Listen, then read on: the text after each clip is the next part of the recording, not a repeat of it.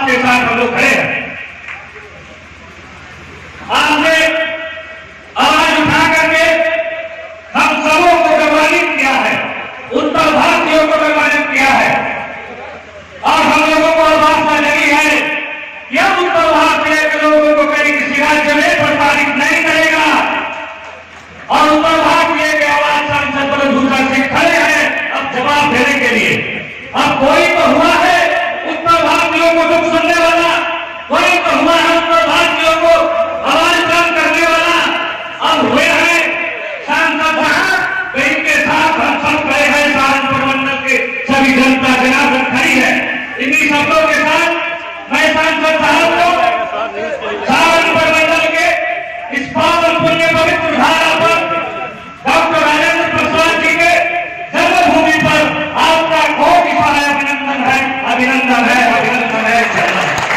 पेड़ों में रहकर काम किया, क्यों? जब पेड़ सामने आते हैं सोचे से हमें लगाते हैं, तन को मरोड़ते हैं तन पर, मन को धरोड़ते हैं तन पर, और सरपंच की ओर लगाकर ही जाते हैं हमें जगाकर। भाटका और बने एक नहीं, भाटका और बने एक नहीं, आराम और रण एक नहीं। रण का मतलब कर्तव्य है, रण का मतलब कर्तव्य। भाटका और बने एक नहीं, आराम और रण एक नहीं। वर्षा अंधा यात्रा पौरुष के है साधन करण, मन में कसूर लोग मिलते हैं, कालों में साथ न मिलते हैं। कंकड़ियां जिनकी से तुरंत छाया देना के होने पर वे जीवन में निकलते हैं जो विधाओं में होते हैं। मेरे किशोर मेरे दादा बढ़कर उसी को बचाना, जीवन का रास्ता जाने में, को पत्थर बन जाने में तू स्वयं तेज भाईदारी है, क्या कर सकती जिम्मेदारी है। और इसलिए राज ठाकरे जो दिनकर को अपना आदर्श मानता हो, जो हनुमान को अपना गुरु भाई मानता हो, और हनुमान गुरु भाई कैसे गुरु भाई बने? मैं हूं पहलवानों का अध्यक्ष, देश के पहलवानों का अध्यक्ष। अगर इस समय हनुमान जी होते तो मेरे बिना मेरे आदेश के लंका जा सकते थे, नहीं जा सकते। आदेश तो मुझे देना पड़ता। तो हनुमान जी को तो मैं भाई मानता हूं, राम जी को विकल्प पे राम के हमले वक्त है। इसलिए मेरे भाइयों, मैं कहना चाहता हूं कि राज ठाकरे से मैंने कोहनूर का हीरा नहीं मांगा, एक छोटी सी शर्त रखी थी कि तुमने सस्ती राजनीति के लिए, गंदी राजनीति के लिए उत्तर भारत के गरीबों को परेशान किया, महिलाओं को परेशान किया, विद्यार्थियों को परेशान किया। और मैं तो ये कहता हूं, रावण ने जितना बदला बेटा उससे ज्यादा इशारे नहीं किया।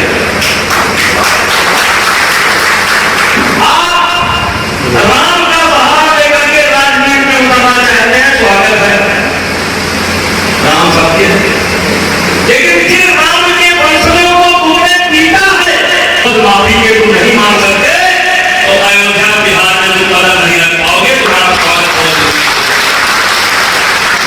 जब ये बात मैंने घोषणा किया कि जब तक उत्तर भारतों से माफी नहीं मांगते तब तक मैं अयोध्या में नहीं आने दूंगा। लोगों ने कहा क्या पार्टी का कार्यक्रम करना ये मेरा कार्यक्रम है? एक पार्टी से आपने पूछा करना, हमने नहीं पूछा। हमने कहा भैया सुनो, पहले मैं राम का वंशज हूं, फिर उत्तर भारतीय हूं, और फिर भारतीय जनता पार्टी का सांसद हूं। मैं अपना कर्म निभाऊंगा, और इसीलिए मैंने कहा किसी सोते को गफलत से, किसी सोते को गफलत से जगा देना बगावत है, किसी कमजोर के हक को हिला देना बगावत है। अगर सच्चाई होगा, गीत गाना ही बगावत है,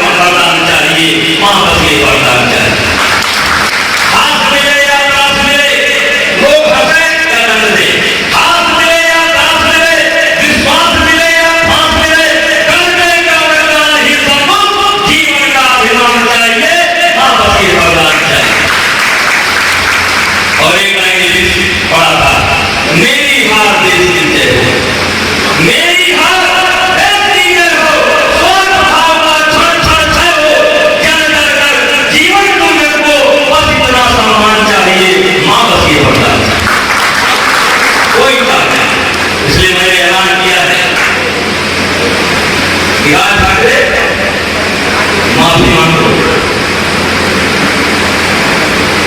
ये भारत बड़ा महान देश है। हमने सकाए उनको भी गले लगा लिया, मुड़ाए उनको भी गले लगा लिया, गजाए उनको भी गले लगा लिया, यूनानी आए उनको भी गले लगा लिया, तुर्क आए उनको भी गले लगा लिया, मंगोल आए उनको भी गले लगा लिया, मुगल आए उनको भी गले लगा लिया, फ्रांसीसी आए उनको भी गले लगा लिया, अंग्रेज आए अरे हमने तो सबको गले लगाया। सबने मेरे पीठ पे चूड़ा फोड़ा, लेकिन इस देश ने सबको गले लगाया। कोई व्यापार करने के बहाने आया, कोई प्रचार करने के बहाने आया, और हमने तो सबको गले लगा लिया। और आज ठाकरे तुम तो अपने हो, बस एक बार बोलो, जाने अनजाने जो गलती हुई मैं उत्तर भारतीयों से क्षमा मांगता हूँ। जात के आधार पर, भाषा के आधार पर, रंग के आधार पर, मजहब के आधार पर आगे भेद नहीं करूंगा। मांग लो आ जाओ, और नहीं मांगे तो केवल सोते में चित्र बनाओगे कि बिहार कैसा है, झारखंड कैसा है। अब यहाँ का नौजवान तुमको कभी भी आने नहीं देगा। यहाँ का नौजवान कभी भी आने नहीं देगा। बीच में चली की अगर राज ठाकरे आ जाए, माफी मांग ले तो या 5 तारीख को आ सकते हैं। हमने कहा नहीं, क्योंकि 5 तारीख को उत्तर भारतीयों ने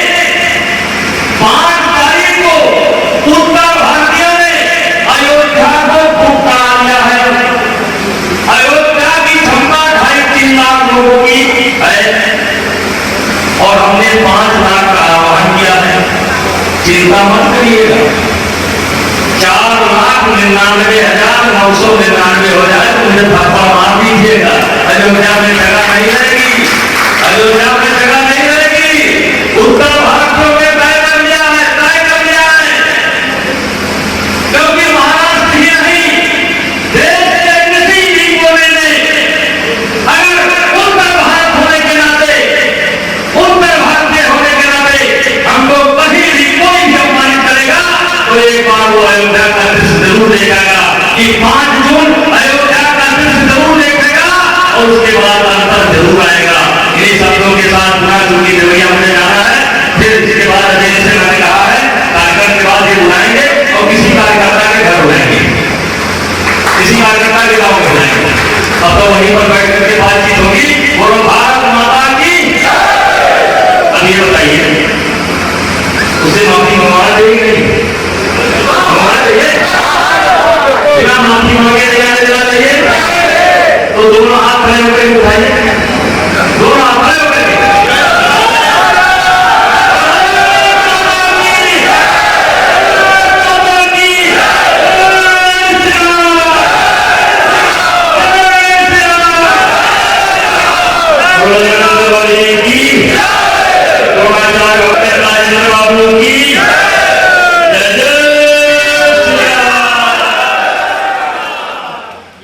चिकित्सा के क्षेत्र में कैरियर बनाना हुआ आसान, बने इलेक्ट्रो होम्योपैथी चिकित्सक अधिकृत स्वास्थ्य एवं परिवार कल्याण मंत्रालय भारत सरकार।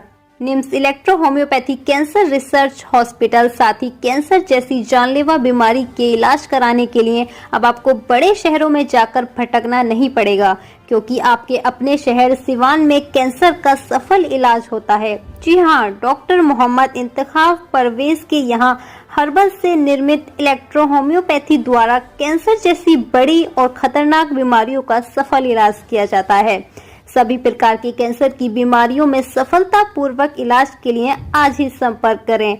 डॉक्टर मोहम्मद इंतखाब परवेज, सिसवन ढाला, लक्ष्मीपुर, सिवान। संपर्क नंबर है 9472250677।